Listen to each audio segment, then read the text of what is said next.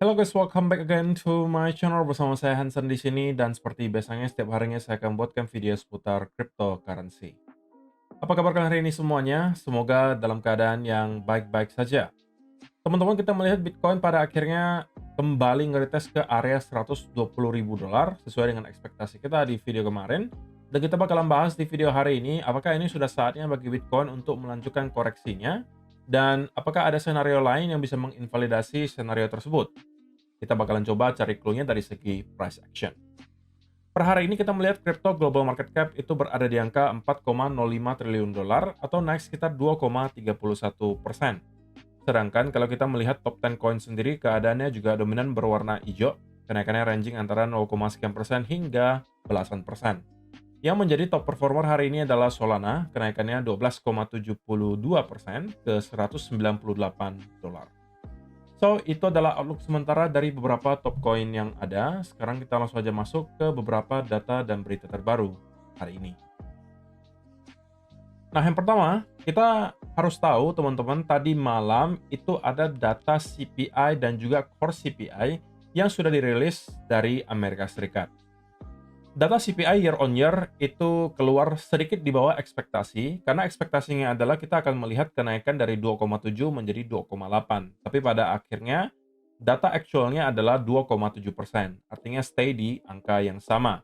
Sedangkan untuk core CPI-nya itu justru mengalami kenaikan yang sedikit lebih tinggi daripada ekspektasi. Karena ekspektasinya adalah kita melihat angka 3%, tapi justru naiknya sampai ke 3,1 dari 2,9 atau terjadi sekitaran 0,2% kenaikan untuk core CPI di year on year.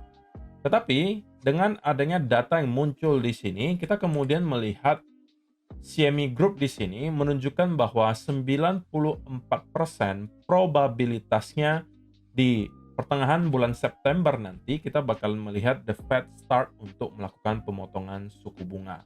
Jadi untuk sementara waktu terlihat tidak ada perubahan yang signifikan dari persentasenya meskipun data core CPI kemarin naik lebih daripada ekspektasi.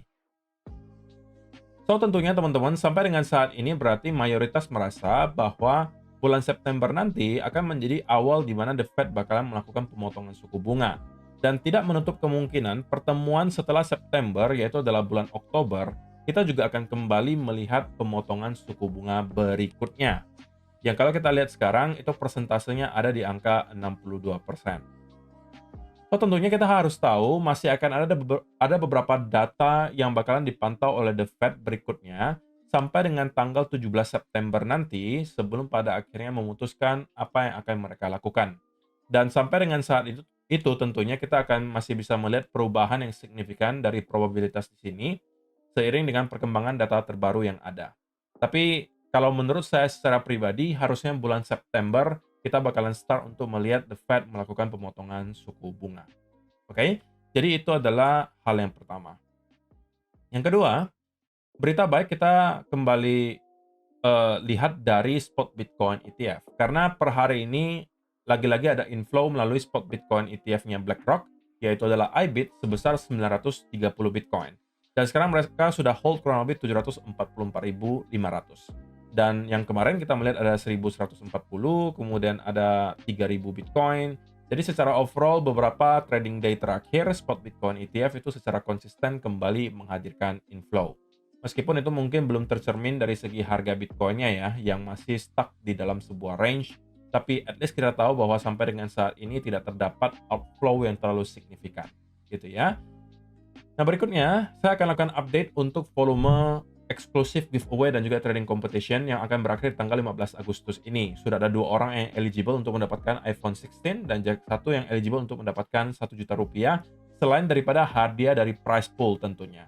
Nah, tapi untuk teman-teman yang mungkin merasa telat join event eksklusif giveaway kali ini, jangan khawatir, saya bakalan kasih kisi-kisinya karena di tanggal 16 Agustus nanti kita akan start eksklusif giveaway season 2. Jadi rules-nya masih kurang lebih sama, di mana kalian akan bisa mendapatkan hadiah dari prize pool minimal 1.000 dolar dan juga kalian akan dapatkan hadiah produk yang tanpa diundi dan tidak saya batasi jumlah pemenangnya selama kalian menyelesaikan tugas yang diberikan.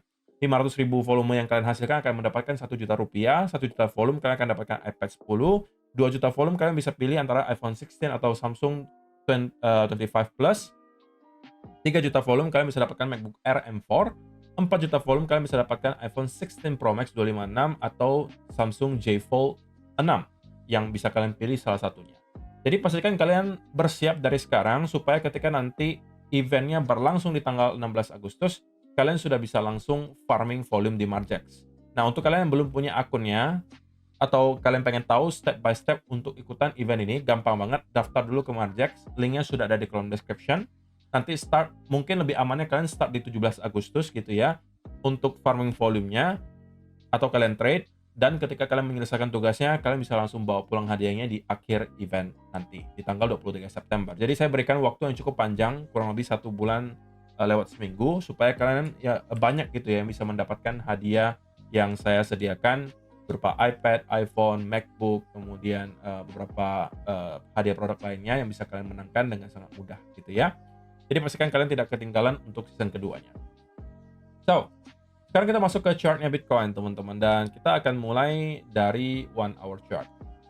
So, kalau misalnya kita perhatikan selama 24 jam terakhir, Bitcoin itu sempat mendapatkan semacam koreksi lanjutan sebelum pada akhirnya membentuk semacam double bottom di sini teman-teman, dan kita kemudian breakout dan nge-retest ke area 120.000.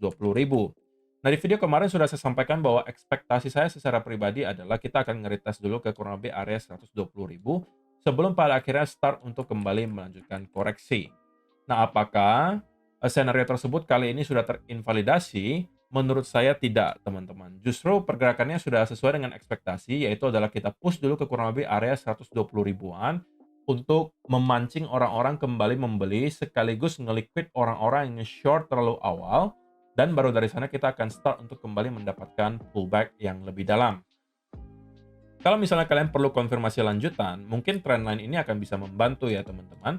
Karena sepertinya memang trendline ini cukup di-respect kalau misalnya kita perhatikan di time frame 1 hour.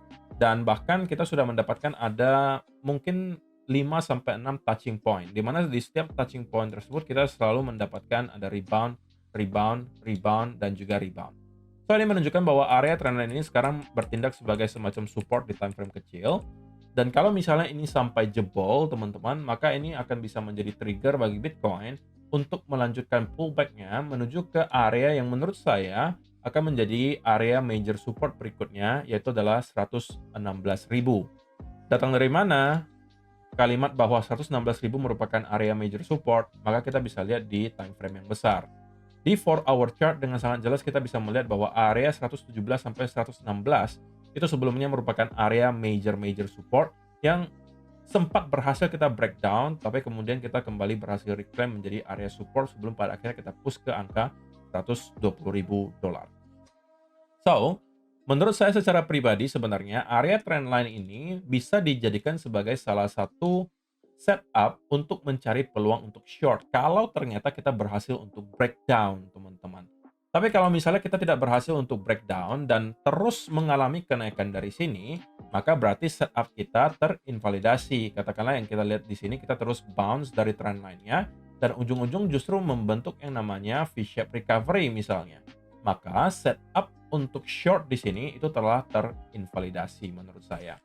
Dan kalau misalnya hal itu yang terjadi di mana kita membuat V-shape recovery, itu pun tidak akan men-trigger saya untuk buy gitu ya, karena bagi saya itu masih belum terlalu jelas apakah memang hanya sekedar untuk kembali melakukan liquidity sweep atau kita akan mendapatkan clue bahwa Bitcoin akan kembali berhasil ngeflip area 120.000 menjadi support. Kalau memang skenario kedua yang mau terjadi, maka yang perlu saya lihat terjadi di Bitcoin adalah ada pergerakan yang impulsif diikuti bullish continuation pattern seperti mungkin apa yang kita lihat di sini. Atau kalau contoh berikutnya kita bisa lihat di mana nih? Nah, di sini, oke, di mana ada konsolidasi, ada bullish continuation pattern, bisa dalam bentuk bull flag, bisa dalam bentuk symmetrical triangle, dan kita bermain di atas angka 120.000 dalam mungkin beberapa hari, maka itu bisa menjadi indikasi yang kuat bahwa oke, kita mungkin bisa flip kembali ke bias bullish dan bisa expect Bitcoin untuk kemungkinan besar start kembali merangkak naik ke area all time high terakhir. Tapi bagi saya secara pribadi, probabilitas skenario yang masih lebih tinggi untuk terjadi adalah kita akan melanjutkan penurunan dari sini atau melanjutkan koreksi Meskipun kita bisa aja terus bounce dari area ini misalnya menuju ke area 120.400 atau 500 and then baru start untuk drop dan breakdown di bawah trend line. Regardless, menurut saya masih lebih tinggi probabilitasnya kita akan melanjutkan koreksi sampai ke kurang lebih area 117 sampai 116.000 dolar. Oke, jadi itu adalah kesimpulan sederhananya teman-teman. Bias bearish saya itu belum berubah. Oke, justru pergerakan yang kita lihat ke 120.000 sudah sesuai dengan ekspektasi kita di video kemarin, di mana akan ada rebound ke 120 dulu, sebelum pada akhirnya kita lanjut sell off. Nah, sampai dengan saat ini saya masih berpegangan dengan skenario tersebut. Sekali lagi, invalidasinya adalah berupa V-shaped recovery yang tercipta di Bitcoin, and then start untuk membuat bullish continuation pattern. Oke, itu akan bisa menginvalidasi skenario bearish kita, dan ini bisa menjadi beberapa hal gitu ya, yang mengindikasikan sesuatu yang bullish, yaitu adalah pertama tentunya, kita berhasil break kembali di atas angka 120.000. Di sisi yang lain, kita bisa katakan ini sebagai V-shaped recovery, which is adalah a bullish pattern.